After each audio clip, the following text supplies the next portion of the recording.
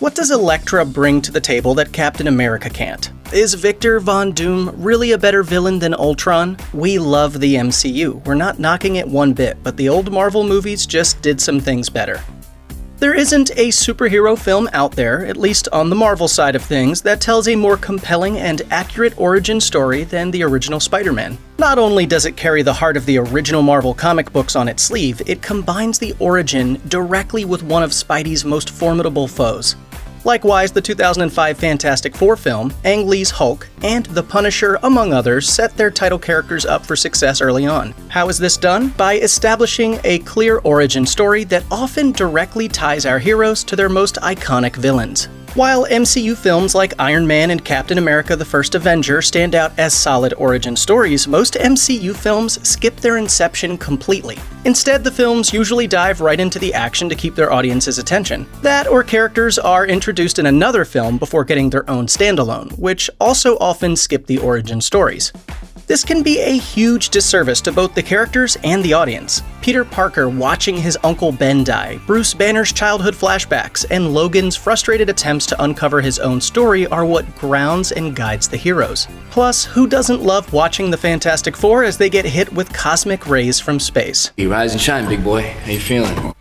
There's no doubt that one of the things we love the most about movies like Guardians of the Galaxy and Thor Ragnarok is the humor. The blend of character growth with self-deprecating jokes is a true blue staple of the MCU, and for good reason. It works. I used to spin it really fast, and it would pull me off the... Oh my god, Emma pulled you off? The ground.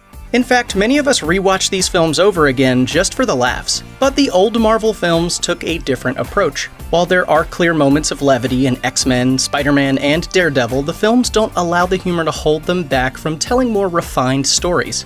Raimi's Spider-Man trilogy is the perfect example of blending Spidey's humor with compelling stories that feel honest, raw, and genuinely human. I will always be Spider-Man. The X-Men series developed Hugh Jackman's Wolverine in ways that no MCU character has, simply by taking the character and his mythos seriously rather than making a joke out of them. The only reason an incredible film like Logan could have even been made is because of the groundwork they'd laid with the character years prior.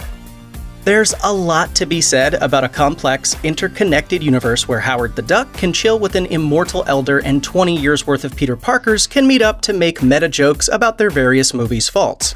It's a whole lot of fun for fans, but it also means you have to keep up with dozens of releases to understand everything that's going on. One thing the old Marvel movies really had going for them was that they were truly standalone. You didn't have to watch Ghost Rider to understand a scene or two in X-Men: The Last Stand, and that's something of a lost art nowadays. We've all gotten so used to interconnected stories and universes that we expect them now at every turn. Aside from the X-Men and Blade films, which really build off each previous installment, most of the old Marvel flicks can be consumed on their own. Spider-Man 2 is just as great if you haven't seen the first film as it is if you have, and even Elektra isn't completely bound by the Daredevil film she first appeared in. If Captain America: Civil War proved anything, it's that sometimes being too interconnected can hurt the growth of your primary characters, and that's not something the old Marvel films had to worry about. Rather, each made sure to focus on their own localized story before expanding the world around them. Since the foundation of the MCU, the franchise has struggled primarily with their villains. Aside from Loki, Thanos, Killmonger, Vulture, and one or two baddies from the Netflix shows, many MCU villains aren't terribly compelling, interesting, or even believable. Most of them don't stand out as anything other than pale imitations of their heroes, and not in a good way. The old Marvel films, however, understood their villains completely. Our heroes' main foes were dark, murky reflections of themselves, and not just because they had a similar stark tech suit of armor. Rather, they made similar choices to our heroes, but with different results, often warping their own perspective of truth and justice to fit their own agendas. The dichotomy between characters like Spider-Man and Green Goblin, Professor X and Magneto, and Reed Richards and Victor Von Doom is fascinating, powerful, and full of surprises. In fact, some of these villains are so iconic that they even brought a bunch of them back for Spider-Man: No Way Home. Attaboy. The old Marvel movies also dealt with a completely different set of philosophical implications than most in the MCU. While Iron Man focuses heavily on war on terror politics and the Captain America films reference Patriot Act surveillance, earlier Marvel pictures went for more universal down-to-earth themes. They dove into sociology, philosophy, and even religion. Like the original Marvel comics before them, the X-Men trilogy ran underlying themes of equality, hoping to remind us that people should be treated the same whether they have a difference in appearance or ability. This was ultimately the message that Stan Lee hoped to convey with their famed mutant characters, and the Fox films handled it pretty well. The Spider-Man trilogy heavily promotes moral notions of responsibility, which stand out among all superhero films as being some of the most powerful ideas explored in the genre. The Daredevil film even touches on Matt Murdock's Catholicism and how his role as Hell's Kitchen's guardian devil is heavily influenced by his faith. Ghost Rider explores the moral and spiritual implications of selling one's soul.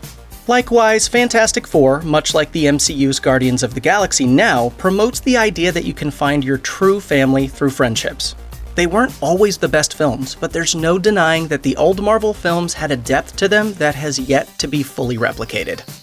Check out one of our newest videos right here. Plus, even more Looper videos about your favorite Marvel movies are coming soon. Subscribe to our YouTube channel and hit the bell so you don't miss a single one.